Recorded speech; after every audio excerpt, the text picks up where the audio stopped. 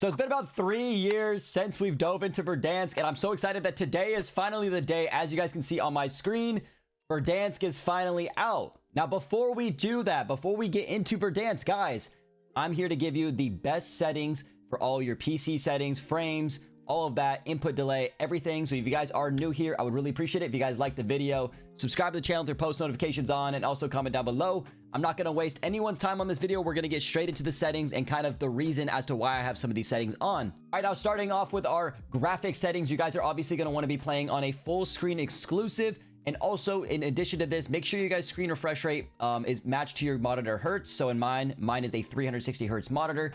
Make sure you guys go ahead and select that as well. Also, just kind of moving on here, my brightness, I like to play at 55. Now, I did hear that Verdansk has some bit of a shadows increase. So if you guys actually might want to lower this because it might be a little bright in some areas. So I'm going to go ahead and try 50. Moving on there, we have the NVIDIA Reflex Low Latency On Plus Boost. Make sure you guys have that. This is super important, especially for Call of Duty and Warzone, since it is a CPU-based game. And then a lot of these settings, we're going to go ahead here. I have a custom unlimited frame rate since mine is 360 hertz. So make sure you guys set that again, kind of to what your frame rate is or your hertz of your monitor. For this, you're going to want to go to maximal for reduce. Focus mode is going to be on 0, and all these HDR is going to be off. Now, moving on, guys, this is where this is basically the meat and the potatoes of all the settings that you're going to want to use. I'm on a 1440p monitor. That's why I am at a 2560 by 1440 at 100. For this, if you were on 1080, it's going to be a 1920 by 1080. Go ahead and move on from there. Dynamic resolution, we have that off. Now, very, very important, guys, for your upscaling and sharpening, I have fidelity cast, and the strength is at 100. So you guys can actually drop down that menu, go ahead and hit show more, and it'll be at a strength of 100. Now, moving on there, the VRAM scale target, we have it about 90. Texture resolutions, a lot of these guys are going to be low, and this is also just to kind of boost maximum frames. So if you guys feel any need to like boost any of your other graphics and stuff, and you guys feel like that you're just losing a lot of quality on things, then you are more than welcome to do so. However, guys, I will say that this is probably the best, not only for just visual clarity, but also your frames and your input delay. You're going to want to make sure that you're on very high frames so the game is feeling very silky smooth. So we're going to go ahead through this. Depth of field, make sure you guys have on off. Detail quality off or low. Particle resolution very low. Bullet impacts, I have this off because sometimes it can be a little distracting. Now I know some of you guys, again, you kind of like those details and you like to have the bullets on the walls and the doors and stuff like that. So if you guys want that, it is very much so a preference. So don't feel like you guys need to copy this exactly. Persistent effects off. Shader qualities, make sure you guys have those to low. On texture demand streaming. On-demand texture streaming, make sure you guys have this on minimal. This is super important. It'll basically just only download the essential textures rather than kind of just downloading a bunch of additional high quality textures that you don't really need. Now moving on from there, the local texture streaming quality is going to be on low. Now the shadow quality I have on very low. The screen space shadows, also known as SSS, is on off, off, off. And the static reflection quality low. Now moving on to the environment stuff, we have the tessellation. I have that on off. Volumetric quality low. Deferred physics quality off, weather grid volumes quality off, and water quality as well off. Now, there isn't much water on Verdansk especially, so you guys are definitely going to want to have this off because there's no reason that you should be having high quality water, especially with the water being like on the edges of the zone. Now, moving on to some of the FOV and some of these things that are actually super, super important, so make sure you guys go ahead and check these out. My FOV is on a 115. This is personal preference. You guys could be on 120, 110, 100, whatever you prefer. I prefer 115. It feels pretty smooth.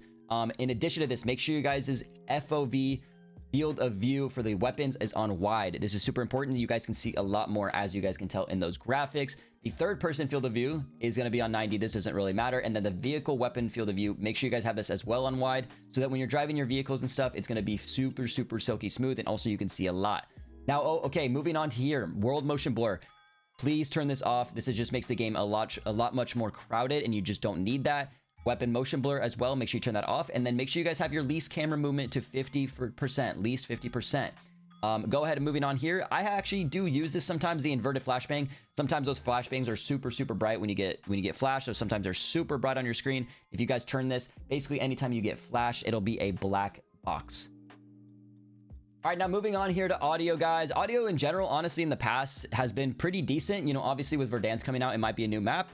So we haven't been able to test audio too much. However, guys, this has been what's been kind of successful for me. I don't use any Artist War tune, any of the audio tunes that you guys have probably seen on YouTube and stuff like that. Not that they're bad or anything. I just prefer default audio and the louder gunshots. So moving on here, we have Windows default for that. Enhanced headphone mode. You guys can check this out if you want. And I've had the most success with the Treyarch mix for the audio. So make sure you guys go ahead and check that out. Also moving on here, I do use the reduce tinnitus sound, which this is super important, guys. Tinnitus sound from concussion and flash grenade shell shock is replaced with a more dull, murky sound. It just makes those like flashes and stuff a lot less crowded in your ear, which in my opinion is great. Now the hit marker preset, this is also just kind of preference. I might honestly go back to the classic, but I'm gonna keep it a default just for now, just to kind of feel for Verdansk and stuff and see which I like. All right, last but not least, guys, we're gonna be going through the controller settings. These are super important, by the way. There's a lot of little settings here that would like literally drastically change the way your game feels. You know, as far as settings and stuff, I personally use a 1.7. I've kind of gone anywhere between 1.5 to 1.7, so make sure you guys go ahead and check that out. And then also, in addition to that, I am also using a sensitivity multiplier of 0.9 for my ADS. So anytime that I'm aiming in, basically the 1.7 is multiplied by 0.9, and that is my sensitivity while ADSing. So make sure you guys go ahead and check those out. I do prefer a faster sensitivity, you know, nothing crazy. I know back in the day it was like 1010, 99. I was kind of sticking around the 8899 settings, so make sure you guys go ahead and check that out. Also, in addition to this, guys, if you guys want to play with your flipped triggers, you can go ahead and use this. However, I don't. I like using the back triggers. Now, moving on, controller vibration. I actually do know a lot of pro players that use controller vibration for whatever reason. However, I have this off. I just feel like it's super distracting. In addition to that, trigger effects, guys, are super distracting as well. I make sure and turn these off. Now, these are super important, guys. The dead zone inputs. I have my left stick at 3, my left stick max at 75, my right stick min at 3, and my right stick max at 675 as well. So basically how this works is that anytime that I am trying to move my character, there is a max and min of where my stick actually picks up the actions that it's doing. So if you have it at 99, you have to move your stick all the way to the right or all the way to the left, all the way to the outer edges in order to get that full effect of your stick. However, if you guys have it at these lower values, such as 75 and like 80, it basically takes less distance to travel as far as your stick being used to the maximum like potential. So that's going to be it for the dead zones, as you guys can tell right here. As well, on my trigger and my right trigger, I have both at 0. Obviously, you don't want any dead zones on your triggers, so make sure you guys go ahead and check those out. Now, moving on, guys, here for the aiming settings, we're going to go ahead and drop into the aiming advanced settings. I have my ADS sensitivity transition timing at instant, my third person ADS correction type at assist, and very important, guys, aim response curve type at dynamic. I have tried to mess with these settings a little bit, like these numbers. However, I just don't feel anything different with that. Make sure you guys have your aim assist on as well, and we'll go ahead and move on from there. Mantle assist, I have this off. Now, I know the mantling's kind of improved over the last couple of months, so make sure you guys check this out. Corner slicing, I have it on. By the way, this isn't peeker's advantage or anything. It's more so just a visual thing for you, and it's just a lot more visually clear because when you're aiming and you're kind of turning your body to the side, it just feels a lot more cleaner. So make sure you guys go ahead and check that out. Now, for the slide dive and behavior, guys, this is super important. If you guys can get used to hybrid, it is absolutely everything for Warzone. This basically allows you to tap to slide and tap to dive. And I know it is a little bit tricky getting used to, but after a week of using this, I was instantly hooked. And it's absolutely amazing because you can push in your left stick and then push in your right and you'll dive. And if you only push in your right, you'll slide. So it's very good just for kind of being very responsive as far as controller delay and stuff like that. You know, holding to dive sometimes can feel super clunky. So make sure you guys go ahead and check that out. We'll kind of move on here. Sprint restore on. Slide maintain sprint. Super important, guys. This is great for movement. Make sure you guys have that on.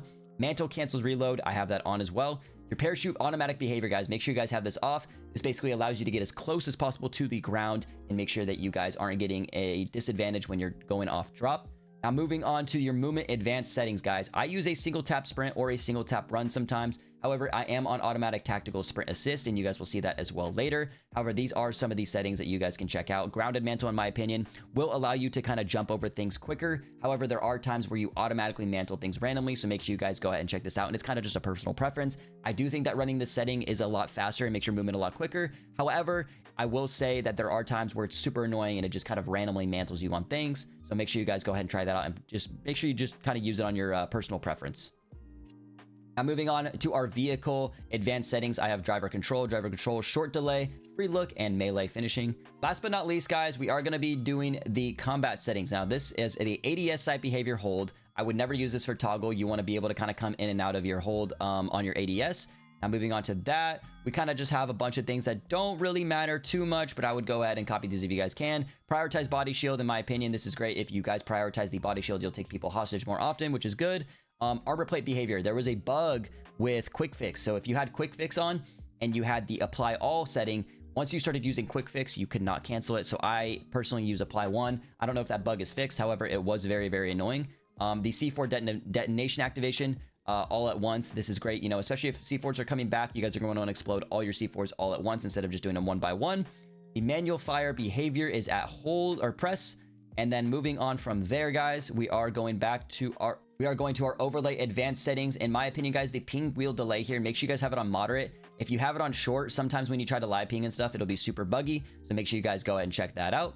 Now, last but not least, guys, this is super important. Make sure you guys have your mini-map shape in the interference settings on square, mini-map rotation on, and your radar off. As well, guys, make sure you guys have the compass type as horizontal. Map assist is auto center. Your stamina bar, you can have this on or off if you'd like. That's personal preference.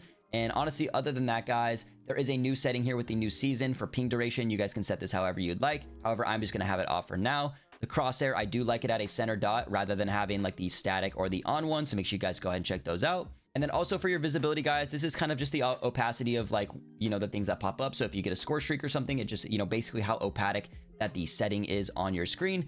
So these are all kind of just personal preference, but in my opinion, these are super, super important, especially the minimap shape. This is just going to allow you to see so much more on your minimap. That's going to be all for the video, guys. And again, I'm so stoked that Verdansk is back. If you guys are new here, I would really appreciate if you guys like the video. Subscribe to the channel with your post notifications on, and also comment down below. We got so many more videos coming, and I hope this video helped you guys. We'll catch you guys in the next one. Peace, peace, peace.